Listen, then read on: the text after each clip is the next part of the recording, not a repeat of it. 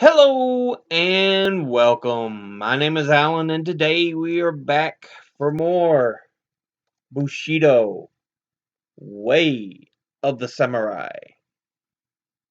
Let's go ahead and hop into this.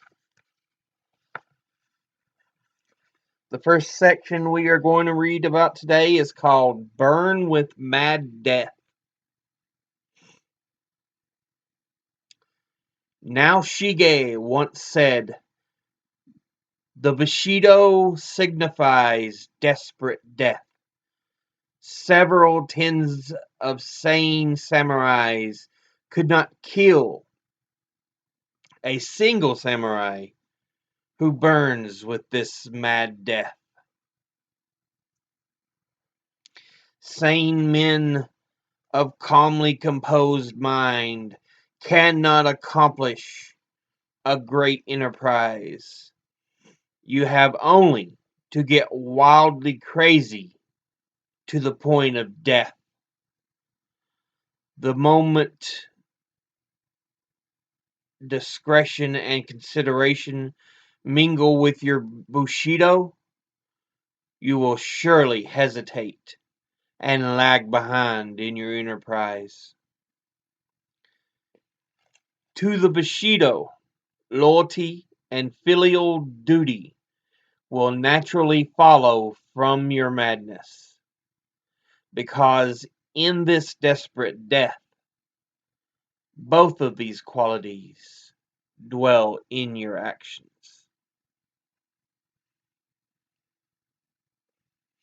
So, sometimes being composed and rational isn't always what's needed. Sometimes you have to get emotional and so serious about a subject that you're willing to die for it, is kind of what they're saying here. The next section is the samurai superintendent officer. A superintendent officer is lax if he does not have a bird's eye view of the whole situation. The reason the office of the superintendent officer has been established is that it will help the Lord to govern the nation. It is impossible for a lord alone to keep an eye on every nook and corner. But by means of a superintendent officer, the Lord can understand his own conduct. He can understand the vice and good deeds of the chief retainer. He can understand the success and failure of the administration. He can understand the public opinion, and he can understand the pains and pleasures of the lower masses. From this knowledge, the Lord can reform his own way of ruling. It is the role and responsibility of a superintendent officer to watch higher people.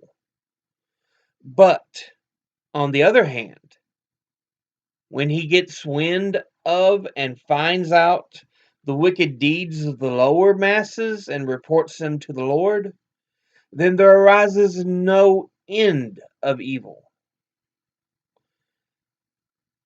This is quite contrary to the intended purpose of a superintendent officer. The straight people are to rare are rare among the lower masses, but their evil deeds will not go so far as to harm the state. Investigators should investigate the suspects in such a way that their excuses can be proven true. This is so that they may be acquitted. This is ultimately for the good of the state. So it's just saying that there needs to be certain people under the feudal lord to kind of watch everything. A second in command.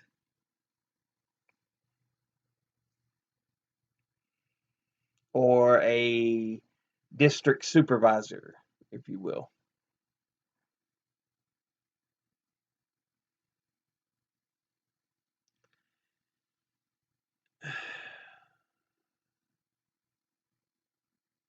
And while he does need to watch those lesser than him, he can kind of help deal with their situations instead of trying to tell the Lord himself, who has other things he has to handle. Or at least that's kind of how I take it.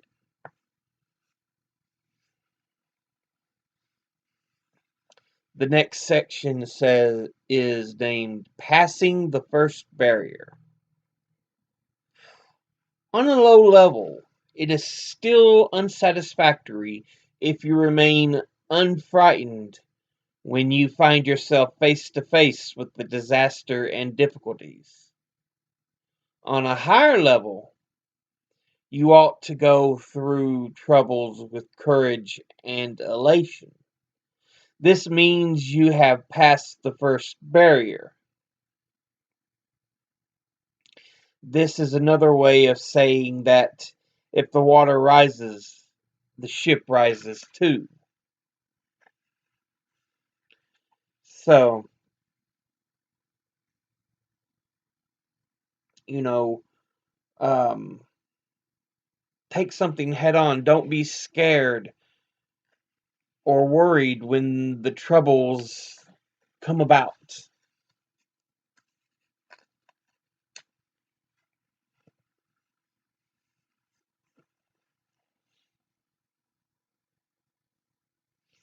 The next section is My Master is Human, and So Am I, a Japanese proverb. On hearing and seeing the Master, it is very spiritless of you to think you cannot reach him. First, think of yourself and your Master as both human beings. Then also think, in what way can one human be inferior to another human? So thinking, you can hope to reach him. Then you have already entered the way.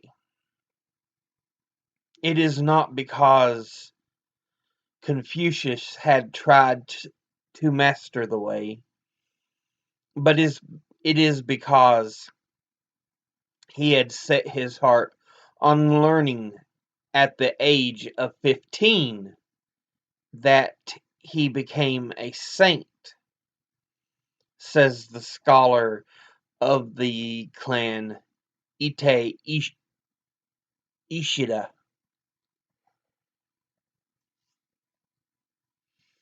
In other words, you can have correct satori the moment you have set a definite aim in your life for the first time, as one of the Buddhist scriptures says.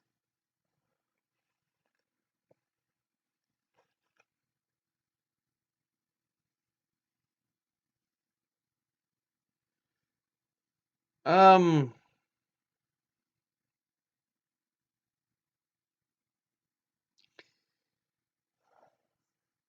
Understand that you make mistakes. Your master makes mistakes. So you can become as good as your master. Become like your master. Do not be afraid of the mistakes. They do happen.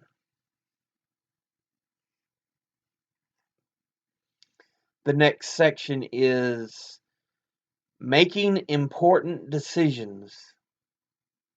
One of our ancestors said, "Consider as you breathe 7 times." Lord Takanobu remarked, "Long thought results in dull and commonplace conclusions." Also, Lord Naoshige observed, 7 out of 10 things that you don't feel like doing will end up as failures. Samurais ought to be sharp. You can hardly make efficient progress in a good idea when your moods are confused. Provided that you feel uncommitted and calm and mentally fresh, you can come to a conclusion in 7 breaths. With your stomach set, you might be in a mood to smash your way through.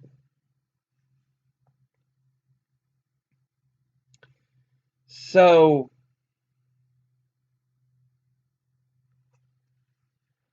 the idea there is your mood affects a lot of what you do and how you can achieve it. If you don't feel like doing it, there's a good chance you're going to fail at it. You know, he's basically saying try to breathe in, the 7 breaths, and understand, take another idea and think, okay, if I'm resolute, if I feel I can do this, if I feel I want to do this, it can get done.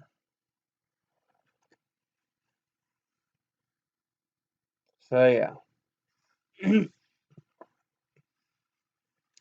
The next section is the liked and the disliked. Those who have gained a little learning soon become proud. They are pleased at being called men of consequence. They think themselves too good for their own generation. They think they are no higher people than they. Surely a divine punishment must inevitably fall upon their heads. However competent they may be, they are of no use if their colleagues do not like them and they cannot cooperate. Those who like to be of help to others, who even take delight in humbling themselves to work under the authority of their own colleagues, surely they are liked.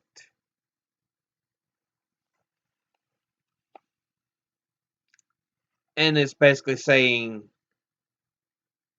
even if you've got skills, know how, whatever, don't let your ego grow too big from the pride that comes with that. Understand, not everybody, likes to work with these egotistical type people. But if you're willing to lower yourself a bit, you know, um, feel like you are on another person's level, then that definitely makes it easier to communicate with people. The last section I'm going to read today is conceal your wisdom. While doing service, it is without benefit to rise high while you are too young. However, much gifted intelligence you may possess, people will refuse to recognize it if you are a greenhorn. Because at this time, your resource is not of a mature kind. You had better build up your brightness until the age of 50 or so, and then give it a restrained play. The slower, the better. Even if the ambitious and the loyal should go bad, they can restore their ruin quickly because they had not intended to profit through selfish motive.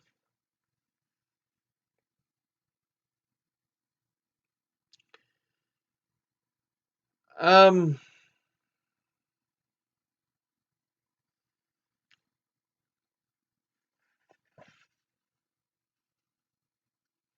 Honestly, it's just saying even if you do understand things, even if you do know things when you're young, people don't always want to take that advice just because you are so young in that field.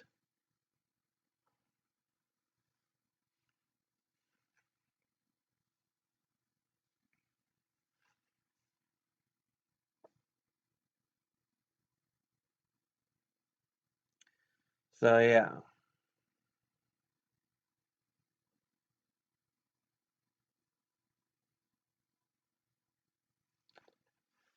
But I think that will be all I read today.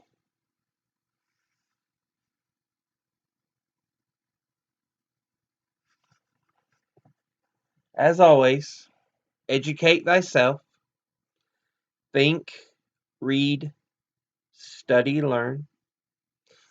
If anybody has anything they want to tell you and you don't quite believe it, ask them to cite their sources. We honestly need to live in a more factual society. We've went too far down this road of just pushing agendas and ideas and propaganda rather than facts. As always, I'll see you in the next video. Until then, later.